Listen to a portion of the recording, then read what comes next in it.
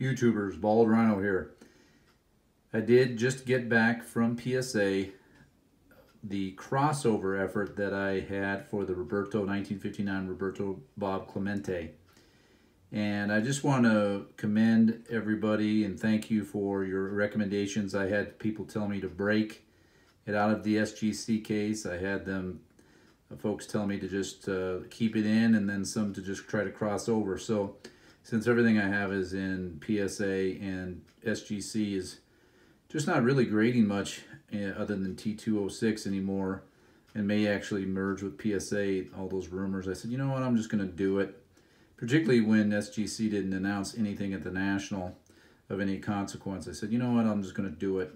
And I decided on a crossover.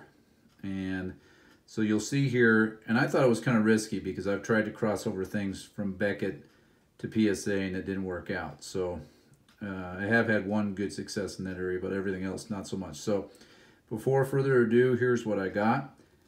It came back an 8. Which I was thrilled. That's what I was hoping for, and I just want to commend PSA. I think that they don't recognize a good card that deserves a good grade, and they gave it. And so I didn't have to risk busting it out of there and submitting it, which I traditionally do, which is dangerous. So thrilled, and thanks for everybody making them a recommendation on what to do there. The crossover worked. I actually have a very high-end card that I did not dare submit in the Beckett sleeve that I broke out and submitted, and I'll show that in a little bit. So, on the bad news front, we all know that there's rampant fraud out there. And this is my buddy's card, and he was nice enough to allow me to show this, but he bought this 33 Gaudy Babe Ruth, and he didn't pay much.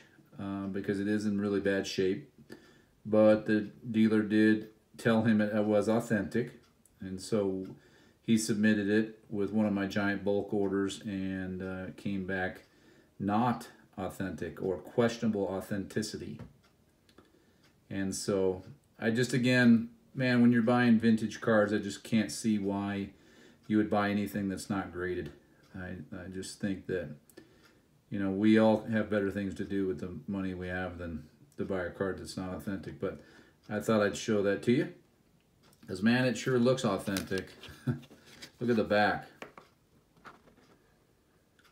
You know, the number 144 was the one thing, I don't know if you can see it well enough, but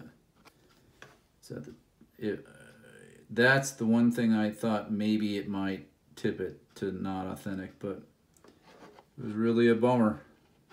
Because, you know, you got to pay 38 bucks to get it graded to find out somebody ripped you off. But there's a lot of that going on.